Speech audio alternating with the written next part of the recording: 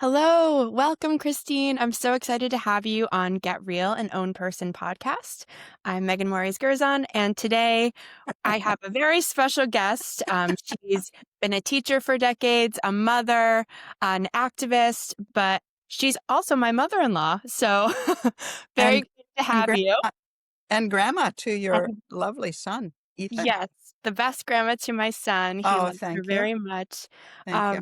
So welcome. I'm so excited to Thank talk you. about your professional journey. And you actually were just honored recently for the 50th years of the Concord Children's Center, which you co-founded, right? Right, right. That was an exciting weekend, really exciting. So Yeah, gratifying. Yeah. that's amazing. And so it's kind of perfect timing to Yeah, highlight some of yeah. your background and how you got there.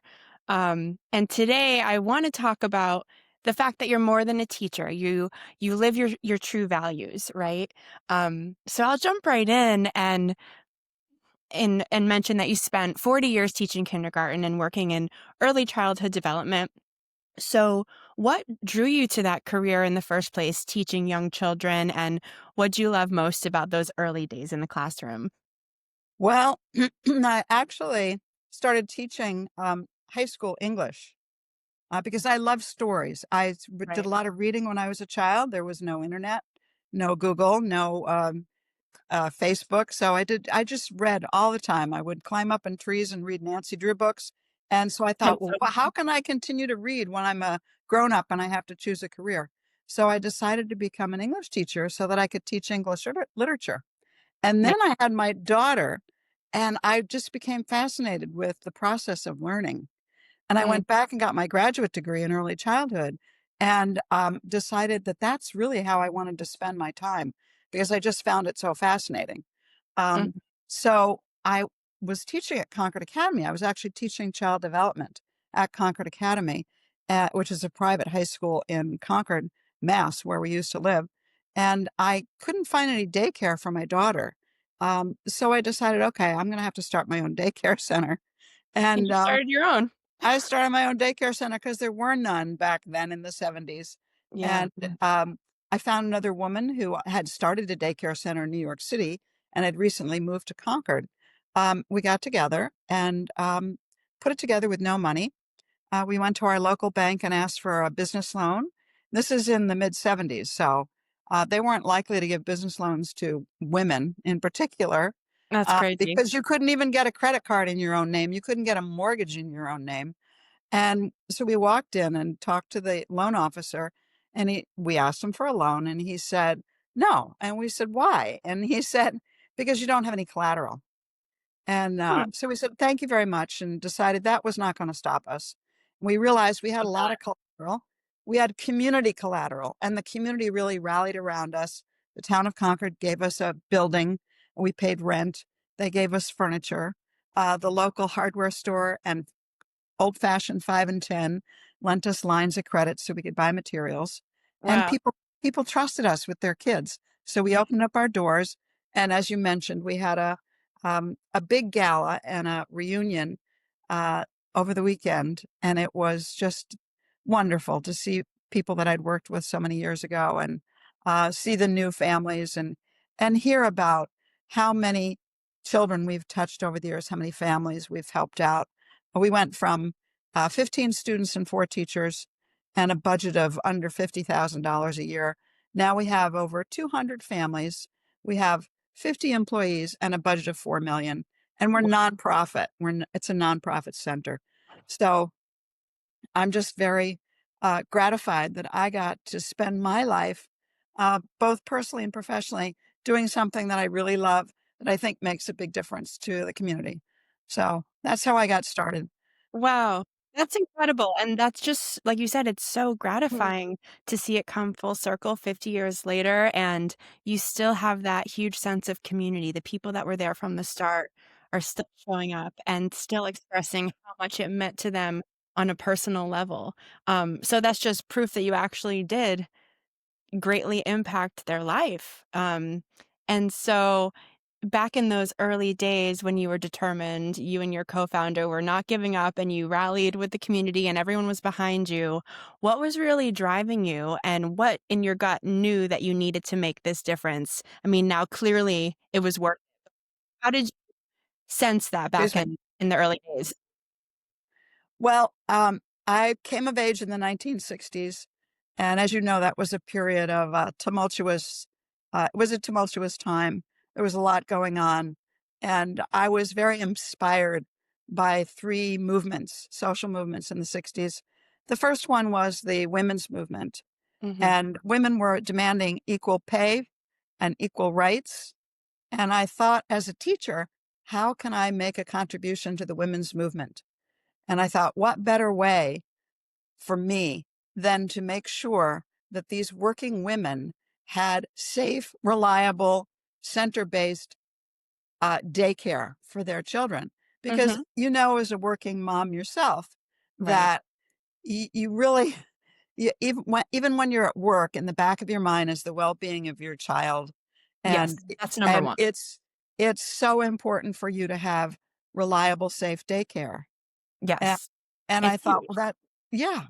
So I thought that's the best thing that I can do. That's one way that I can make a real life contribution to the women's movement. The second movement was the peace movement. And the War had just ended, believe it or not, when we started the daycare center. Um, and there was a saying that said, think globally, act locally. So Mhm. again, I thought, okay, what does that? What does peace mean in my own life?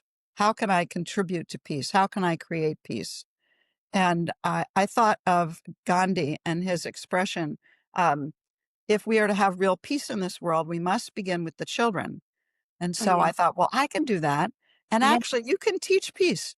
You can literally teach peace. You teach children from a very young age how to solve conflicts, interpersonal conflicts. You Right. teach them how to handle their emotions. You teach them how to get along with other people. So And that's I what, just say that's just so fundamental for yes, everyone that exists in our current world. Having that foundation can shape the world. And exactly. unfortunately, a lot of people didn't get that at a young age. So it's just so Yeah. critical. Well, and the thing is, if you teach people this skill when they're very young, it, it stays with them their entire lives.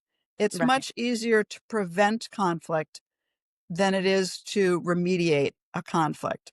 So if you can teach children the skills that they need, the social and emotional skills that they need at a very early age, then you're building the foundation for peace. And so Mhm. Gandhi's right. If we want to have peace, we have to start with the children because that's the very beginning. Mhm. And so I'm very Foundation. proud of that. Yes. Um, the Huge. third, the third movement, which was more of just wasn't so much an organized movement, but it had a big effect on me, was the early childhood researchers and educators who came before me, who told us and taught us that what happens to you in early childhood really affects the rest of your life. So whatever experiences you have as a small child, they stay with you, even if you can't remember them. So again, teaching children about nature, um, giving them access to natural materials like blocks and sand and water, Yep. and just introducing them to the world um, has such an impact on their personalities and their sense of identity. And making sure they've got a sense of independence and a sense of purpose and belonging when they're very young. Um, so that had a major influence on me, the work that early childhood educators and researchers did. So it was really those three movements that deeply affected me because, as I said, I was just coming of age. And I thought, all right, how can I synthesize all of those and express them in my own life, both personally and professionally. Well, that's incredible, and you really did that, and so I'm just thinking about you at that age being moved by this incredible work that you're seeing, and you just knew what you wanted to do with that, and you did it. So That's pretty impressive at that age to have that clarity and stay committed for all those years and have that direction. So it seems like you kind of knew who you were at a young age. Is that right? Like, how do you think your values were shaped to be so clear? Well, I have to say that when I was growing up, women could be 3 things. Yeah, literally. Yeah. There were 3 professional tracks, and that was it. One was nursing. You could be a nurse. Yep. That's what my Uh, mom. yes, that's your mom. You could be a secretary, Yeah. never a boss. You could be a secretary Right. and work in an office, or you could be a teacher. And I thought, well, I mean, there's only one thing I wanna be. I get so excited by learning new things, and I like to teach other people what I've learned. So really, it was a no-brainer, Yeah. what my career would be. And as I said, it was very limited. I'm very lucky that out of those 3 choices, the 3rd one fit me and my Yeah, it actually personality worked so well. out. I mean, it's a good thing I didn't wanna be an artist or a CEO because it would have Right. been much harder for me to the glass ceiling had not been broken, and, I think it's finally been broken, but back in when it was time for me to choose a profession, it was just unheard of. Even women very, very few women were in positions of power. I Very know. few women were Crazy to think doctors about. or lawyers. Um, and then your other choice was to stay home and be a homemaker and a Right. mom. Right. And I love being a mom, it's a big part of my life, but so is my, professional life was also a big part, a work and motherhood, really, so Yeah, and a lot of your work was to support mothers, like you were saying. right, yeah. Support doesn't truly exist still. I mean, there are Oh, days I know. and but, I lived the experience of having a child, being postpartum, returning to work, and then just click, your brain's fully back and you're back and you can balance everything perfectly. As a first-time mother, that's very overwhelming. So, for you to understand that mothers needed that, when you created the center, and just to go back to you as a mother, you had your first child when you started the center, right?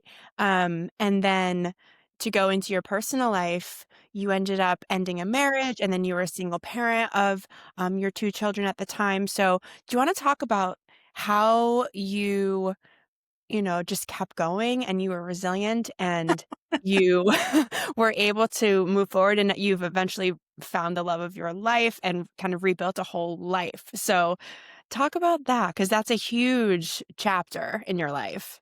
Yes, I would love to talk about that. Before I do, I just have a comment about what you just said about becoming a young mother. Uh, Yes.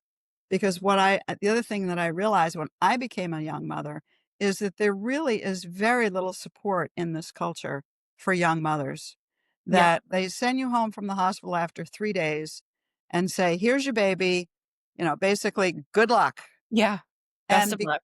because we live in nuclear families mostly, a lot of women go home and they're all by themselves. Their husbands are at work or they don't have a husband, and Mhm. there's no cultural support. Um, and there's no governmental support. Now, Mhm. every other industrialized country in Europe has family policies. They have free or subsidized daycare. They have family allowances. So their message is families, mothers, and children matter.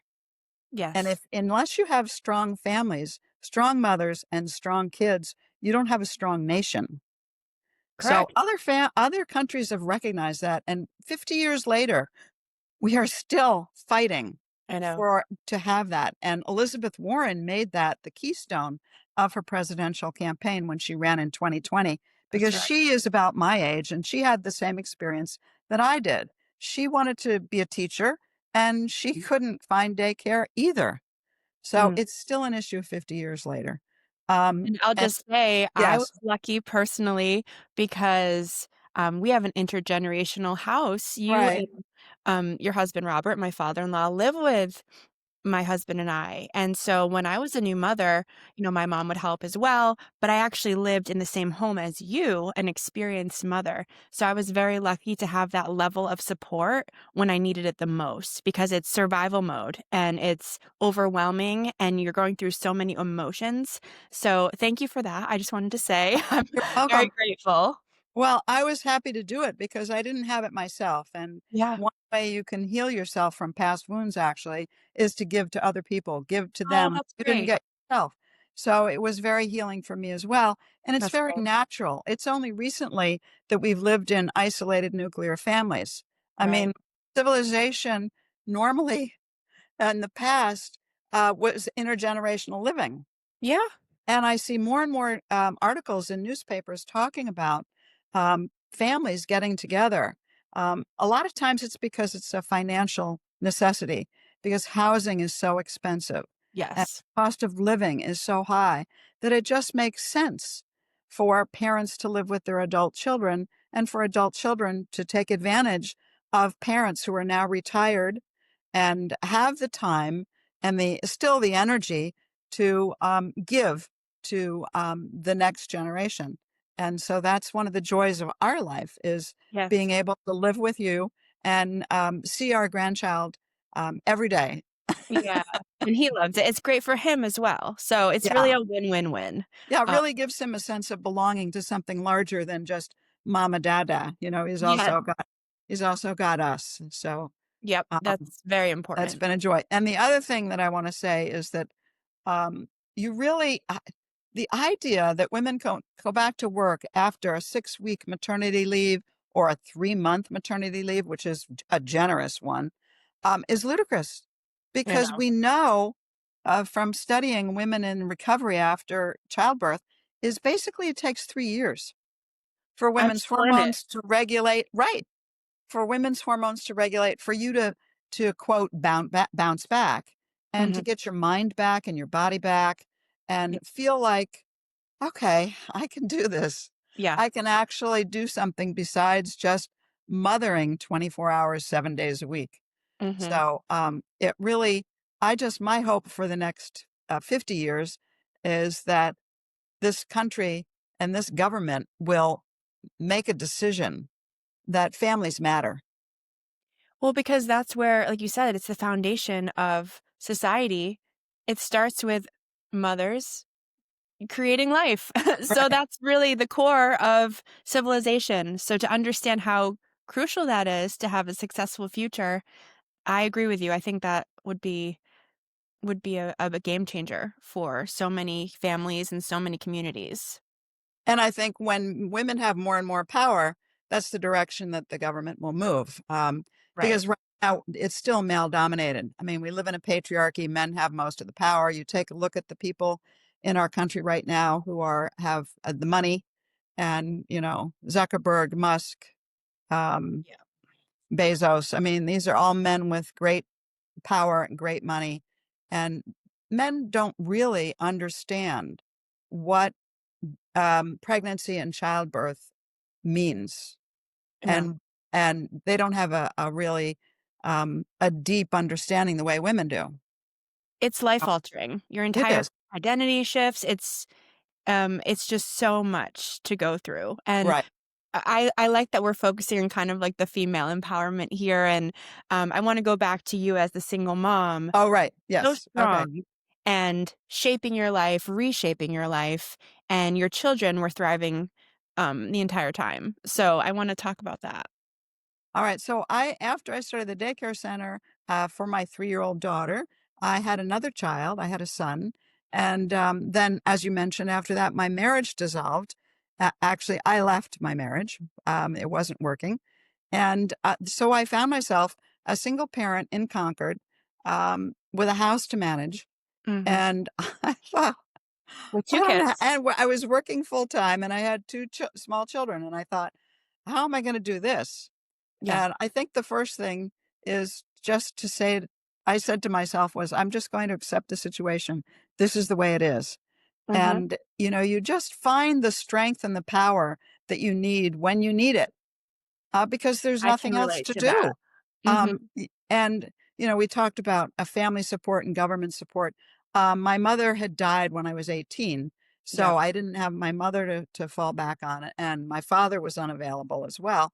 Um, y- and my siblings were younger than me, so I really did not have a lot of family support, and I basically powered my way through it. And it Very wasn't. impressive. And ad Thank you. Um, and luckily, I mean, I was young, I had youth on my side, and I had the energy of youth, and, right. I had friends, and I had good daycare, luckily. Yes. Um, and in the middle of that, one day when I was at work, um, this man walked through the door looking for care for his 4-year-old daughter, and, we just clicked, and, he turned out to be my second husband. That was Robert Gerzon. Um, Yes. He was he on was a episode 1 of my right. podcast. He I mean, how many men, single men, walk through your door and you immediately feel a connection to? In Concord, which is, actually a very family-centered town, and I wasn't really looking for anybody. I was very happy to finally, be out of the marriage and That's when be it on. happens, when you're not looking. Right, exactly, exactly. Um, so it was a wonderful, wonderful thing. He had 2 children, I had 2 children, and we got together and had your husband, Gabe, Yes. and Stars align. basically, lived happily ever after. So, I Definitely. mean, there have been bumps on the roads and challenges and, day-to-day living and, the monotony of taking care of maintaining your life and taking care of a home, but there's been adventure and joy and, just we have fun every day. He makes me laugh. That's Um, what it's all we have about. very similar values. He also has devoted his life to helping people in a different way. He was a psychotherapist and an author of a best-selling book called Finding Serenity in the Age of Anxiety, It's a great which one. really changed my life. We can talk about that sometime if you want. Um, but anyway, yes, I don't think women realize how powerful they are because we do live in a patriarchy where men have most of the power. Somebody once said, you don't really know, women don't really know how strong they are. They're like a tea bag. Not until you put them in hot water do you know how strong they are. I love that. Ooh, I'm Yeah. gonna use that. Yeah. And so thinking about, where you said you just had to do it. You were in it. It was tough, but you powered through because you had to. And, I've been recently, losing both of my parents, which you've been supporting me through. And a lot of people reach out saying, this is unimaginable. How are you going on with a young child and trying to have your career? I have to. I want to still enjoy my life as much as possible, thrive as much as I can, be happy as much as I can, no matter what has happened. So accepting what happens to you and then making the best of it. I feel like you definitely did that. And I believe in karma and your love, your true love came to you and you've been, like you said, kind of living the dream and living with joy ever since. So what would you say to someone who doesn't think that's possible for them or doesn't know how to get out of a tough situation? Well, first of all, I want to say that one thing I recognized in my own life is that joy and sorrow um, are 2 sides of the same coin, and that for me, I had to learn to accept the joy and the sorrow in everyday life. Mhm. And to feel joyful in the middle of sorrow and challenges is difficult. You've done a really good job doing that and accepting the joy of being a parent to your son and a wife to your husband, and also letting go of both of your parents within a year. Yeah. That's been the sorrowful part. But I know you've also felt joy. And it's kind of confusing for um, us emotionally, I think, to say, wait a minute, how can I be so happy when I just lost my parents? Yeah, it is But confusing.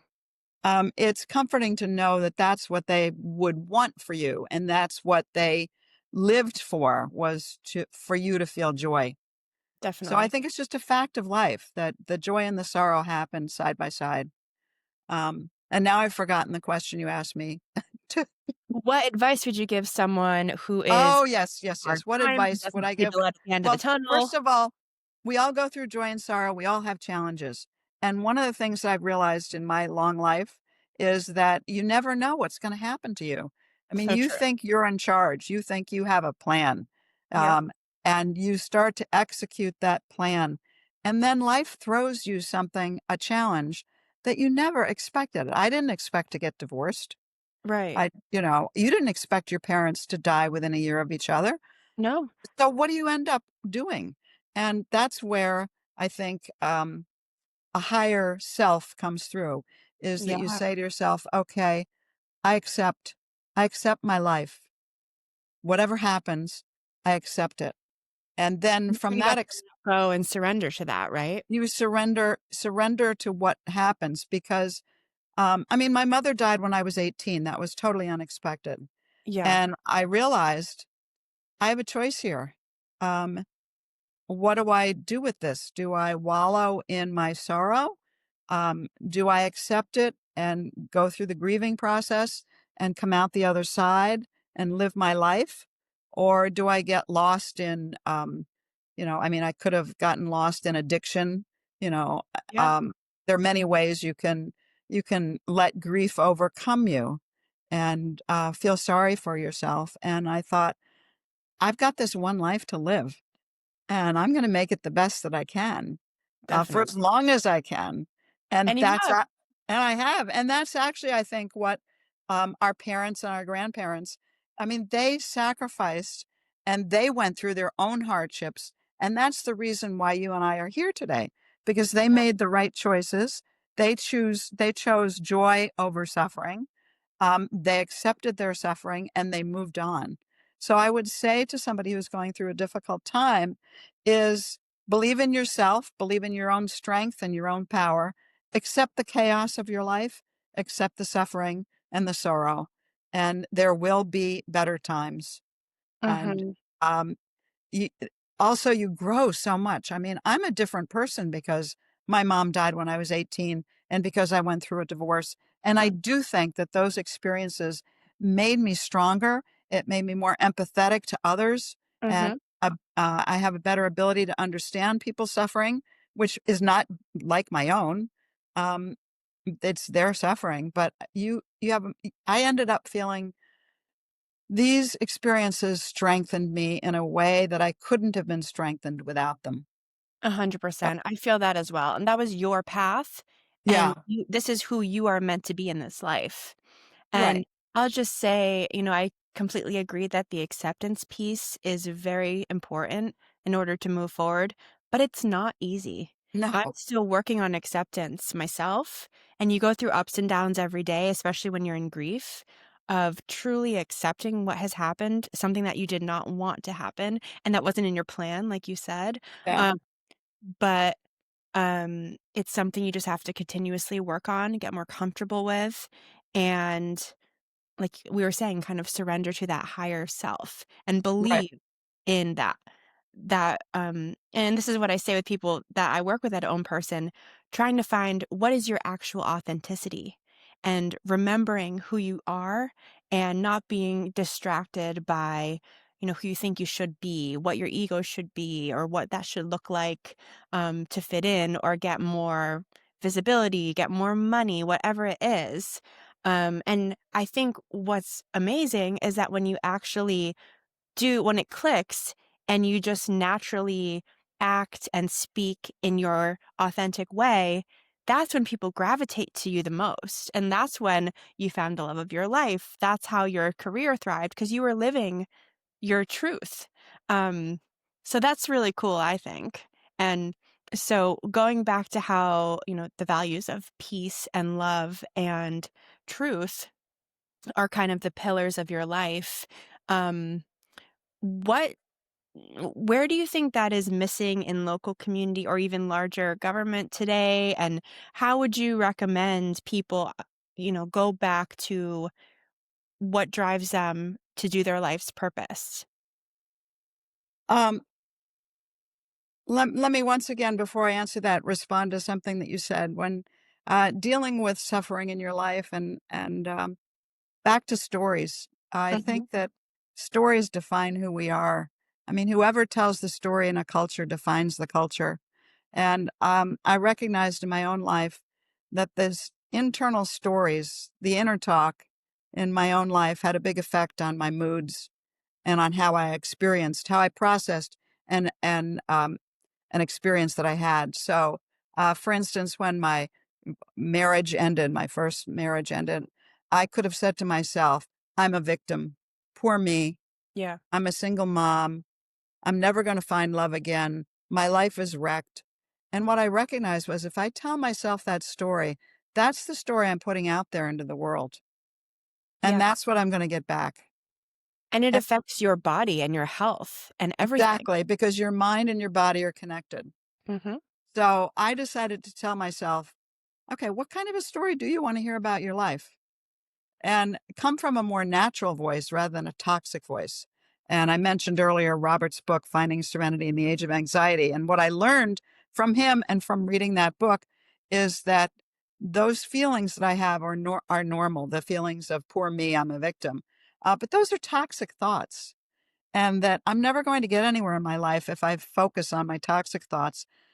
I really have to upgrade it, kind of like rebooting the computer and, finding a new program, Yeah. finding a new program from my mind, new software. Yeah. And so that's what I did. And it helped tremendously to come from a more natural and sacred voice.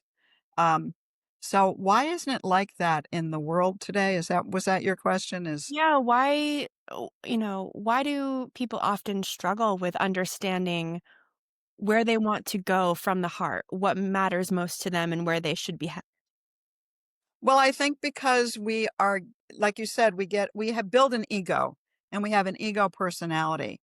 And we bring that into the world. And that ego personality is based on past programming that we got from childhood. And what we learned is the mythic story of this country is that it was founded by these very wonderful, powerful men like Washington and Jefferson and uh, Benjamin Franklin, and that they really had all the power and we should worship them. They have all the answers. And then there's religion, right. which which That's a is whole a other whole thing. other story about how God, a male God, created the world, and we also and then there are the saints and the archangels and the angels and the priests and the or the ministers or whatever, and that we need to follow their rules. So what I'm saying is that our egos that we bring out into the workplace have been influenced by our cultural stories and our mythical stories and our religious stories, whatever your religion is. Um, and that often doesn't fit with who we are, really, the essence of who we are inside. So there's a disconnect and a conflict there. And I think your own person brand, your concept of own person really is about breaking down that ego, that Mhm. armor that we learned as children and young adults, and trying to find the essence of who we are and owning who you are, Yeah. finding out who you are, discovering who you are, because you are unique. There's never been anybody like you, and there never will be anybody like you again. So finding that creativity, that power, that strength inside of you, that uniqueness, and expressing it in the world, not just at work, but throughout your entire being, Yes. every day, in every experience you have, in every interaction you have with other people, figuring out what are your values and how do you live those values.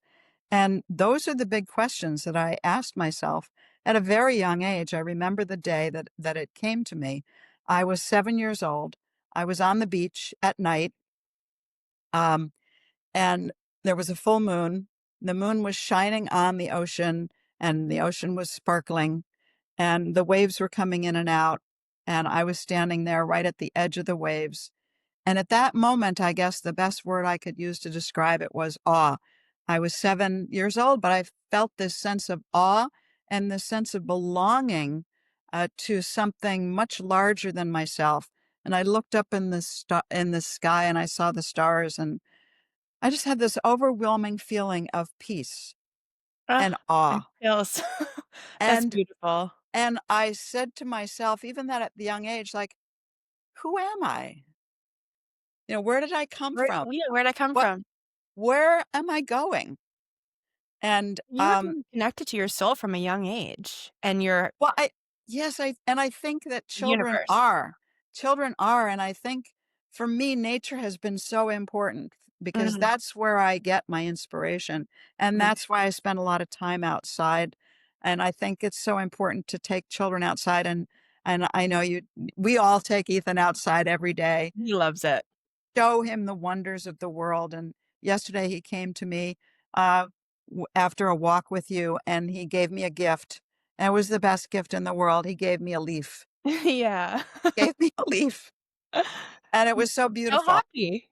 Yeah, and just finding those moments of joy. Um, Mhm. so I don't know if that answered your question, but It uh, did. It really did. And I think I mean, I'll back up and say that, um, listening to a story that actually helps you rather than weighs you down, that's also very difficult, and I'm still working on that as well. But it's been it just incredible game changer to reprogram your mind, like you were saying, and I feel that since I gave birth and became a mother, everything broke down, and then losing my parents, it was just everything has been broken down, and now I'm rebuilding it. yes, yes, that's a Uh, good way to look at it. Yeah, yeah, just in a good way. your whole ego disintegrated. Who you thought Yeah, you were gone. disintegrated, and you Mhm. had to create something brand new. And you did. You created own person. Yeah, and what your description of it, I think, is the best one I've heard. I might Oh, use what you yeah. said. But it takes a level of courage to be able to see yourself and emotional intelligence, intuition, and guts to see yourself in that honest way. But when people do, that's your power. That's Yes, yeah, what that's when your people can power. get That's that, your that's your power. being your own person. That's your power. That's your power in the world, and only you can do it. Yeah. And every night when I have the privilege of putting Ethan to bed, I sing him a song. And for me, this is about being your own person because the song is sing a song, Oh, sing yes. it loud, sing it strong. Carpenters. Sing about good things, not bad. Sing about happy, not sad. And it's about don't worry if it's not good enough. It's your song. Sing your song. Yeah. Don't worry about what other people think. Yes. And I I know music is important to you, and it is. just sing your song, Megan. I will. Thank you. This is so inspiring. I have just a couple more, final Okay. questions for you. This has been great. Um, just thinking back to your younger self, maybe when you started out your career in education and seeing your life now, what would you tell that younger self?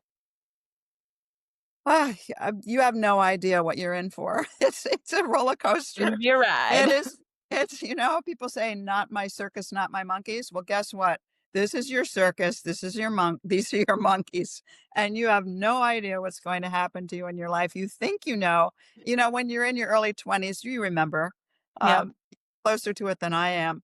You just think, I am going to go out there. I'm going to slay the world. I'm going to, Oh, yeah. I can do whatever I want to do. And then life hits you in the face.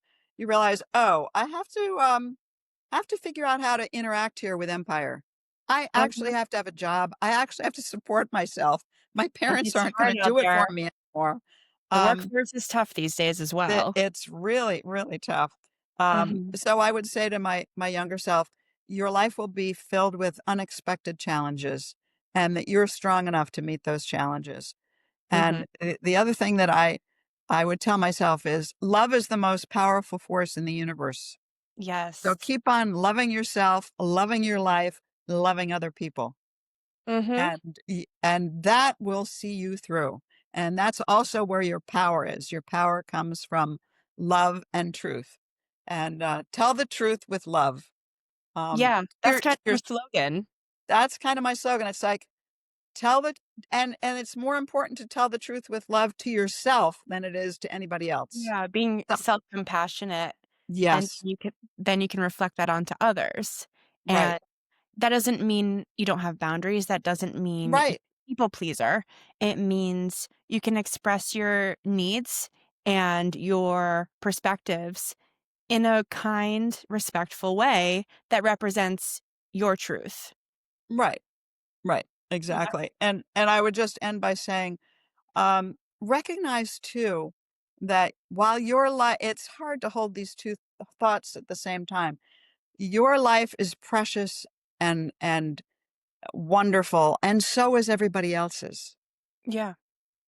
Um, and you are one person on the face of this earth, one person, one family, one fragile planet. We all live together on this one fragile planet. So Yes. take care of Mother Earth. Spend time with her every day. And take Uh, care of each other. uh, think globally, act locally, Mhm. do whatever you can. Do what I can't remember the exact expression, but it's like do good wherever you are, um, with whoever you are with for as long as you can. Just be a decent human being. Mhm. And So, that's what you've done, so I'm so happy you're in my life, and I'm so happy you oh, spoke thank you. today and are gonna give this very important advice to other people. So, thanks for Thank being you. on, it was wonderful. Thank you. Thank you, Megan. My Alright, well, take pleasure. care. Okay. Alright, Bye. bye.